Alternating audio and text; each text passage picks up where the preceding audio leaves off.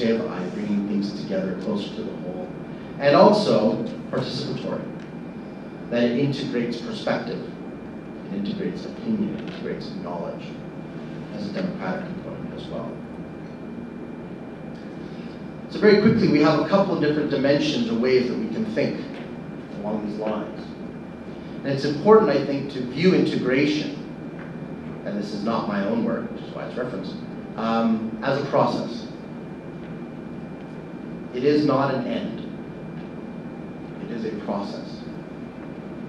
And in turn, we can think about different constituent components of that process. First of all, what is that process? How might we describe that process? It is comprehensive, despite some of the challenges that are raised by this very challenging comprehensivity. It is inclusive, both from a normative standpoint as well as from a practical standpoint. It is interconnected. It acknowledges interconnection. It seeks to acknowledge these interconnections. And it is strategic or reductive, in so much as it seeks to understand the world in a way that moves us from the very, very, very small or micro level up into a broader systems level of thinking. And watersheds, for example, can, in fact, contribute to that kind of goal.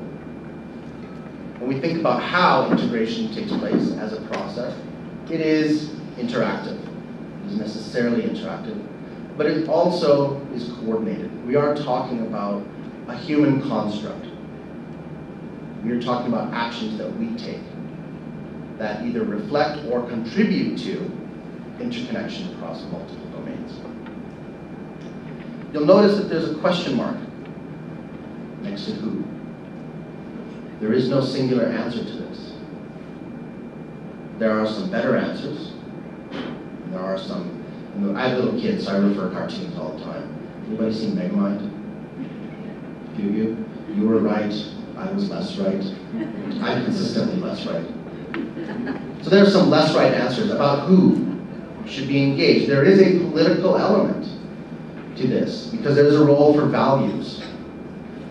The policy by design literature emphasizes that when we think about making policy, regardless of the domain, when we think about making and influencing practice, we need to think about who and what those values are, and what those values are in terms of how they're reflected in our design.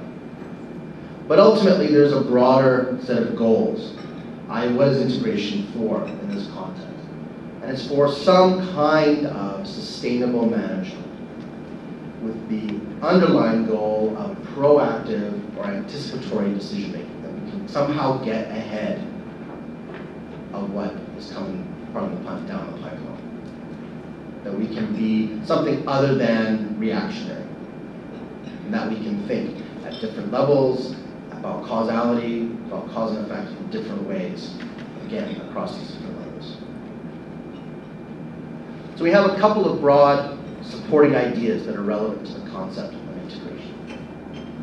So the first is whether or not integration is in fact a synonym for unification, by bringing things together. So a couple of things to keep in mind as we go through this workshop and as we engage in the dialogue circle. First of all, think about, and I understand this might be for some a little bit academic, but think about your level of analysis. Think about at which level you're actually talking. Are you talking about watersheds? Are you talking about a community? Are you talking about, so try an example, a province? Are you talking about an individual? Are you talking about actors? It's important to consider this because it helps us refine our thinking about what is being integrated and how it's being integrated and what the effect of that might be. Similarly, when we talk about integration, it can be both a causal variable or it can be caused by. It can be a dependent or independent variable. Think about what we're trying to explain. Are we trying to better understand why things are integrated? Or are we trying to think about what integration will do? And there's a nuance there, but it's important to help us sort of narrow our thinking, particularly as we start to talk about questions of scale, resilience, policy, intersectoral action. What does this concept help us better understand? Or is it better understood by other things? Thirdly, what are the roles of actors and institutions. When we make decisions, these decisions are governed and mediated and moderated by all kinds of other influences, some formal, others informal. These factors matter. They can be both highly contextual, they can be highly local, or they can in fact be national or even global. A couple of quick ideas in terms of theories of integration. These are not causal theories, they're descriptive. But there are two ways to think about what we mean when we talk about something being integrated. The first is the loyalty model. And this is really captured by the idea that the whole cannot exist or function without complete functionality and contribution of all of its constituent parts. So if we want to use as a political example Canada, which we're all familiar with, the question would be, is Canada as a unified, debate aside, state built upon the loyalty model or in turn the allocation models? From the loyalty model standpoint, the question is, if we take something out of Canada, i.e., I won't say Quebec, Newfoundland, is it still Canada? Does Canada still work, exist, function in the way that it is supposed to, right? One can also phrase this in the language of necessary and sufficient conditions, but really the question, or the point is that the whole needs to have all the parts. The reverse, which is the allocation model, is that the parts all need the whole. That it's this complex of interaction, right, that holistic system, which actually provides for and maintains existence or functionality of the constituent parts. So again, there's some nuance here, but it helps us to think about, again, not only the issues that we're talking about in the next 2 days, but also what does it mean when we talk about integration? What does it mean when we talk about trying to integrate in terms of watershed management across policy domains? What does it mean in terms of dependency or requirements? Okay. So a very simple definition that's often been put forward, and this is derived from social theory, is that when we talk about integration or something being integrated, it actually is a creative process whereby 2 or more things combine or are combined, and in doing so create a third actor, something that can act and function in and of itself. They create this other thing. So very quickly, we have a number of principles that we might think about when we talk about integration. We can think about integration in geographic terms, right? So in terms of proximity. And proximity can be understood in at least 2 different ways. The first is spatial. Are things physically close to each other?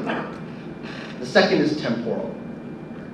Right? And they're not necessary conditions for each other, but we can talk about temporal proximity. We can also talk about integration in terms of functionality, in terms of how it works. And in particular, the idea, and this is sort of referenced earlier, that we have exchange relationships, that there's interaction between both the parts and the whole in the parts. So we have quite a bit of complexity happening there, and there are all kinds of different ways we can imagine how this is actually taking place. So a couple of key elements to think about there is, first of all, are we talking about interdependence? One thing cannot exist or function without the other. Or are we talking about integration along the lines of similarity? Similarity of values, similarity of goals, similarity of function.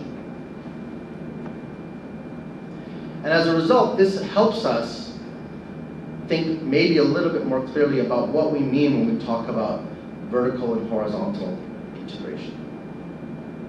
These are terms that are used a lot, but really used in very practical or applied senses. But really, when we talk about horizontal and vertical integration, we're talking about functional forms of integration. Vertical integration, and if any of you have worked in the energy sector, we often talk about vertically integrated companies, which basically means that they do work from the pipe to the pump, right? From getting oil out of the ground to delivering it to the customer and returning that profit. Okay. So often it is used to apply to organizational types of integration. intra.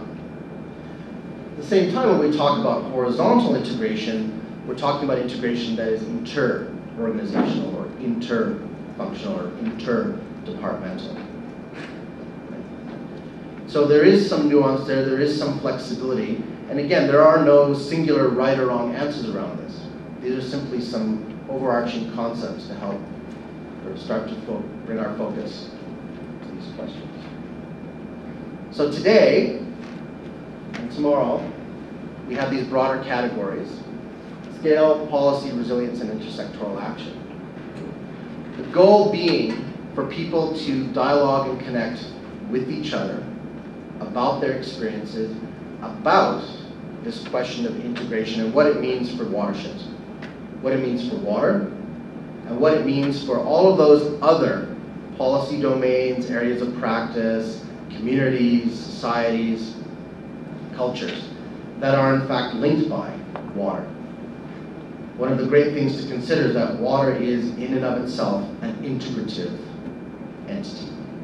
It links people, places, communities, economies, and many other things. So with that in mind, and with no pressure to be entertaining, I would like to welcome Reg Whitten up to the podium. Thank you.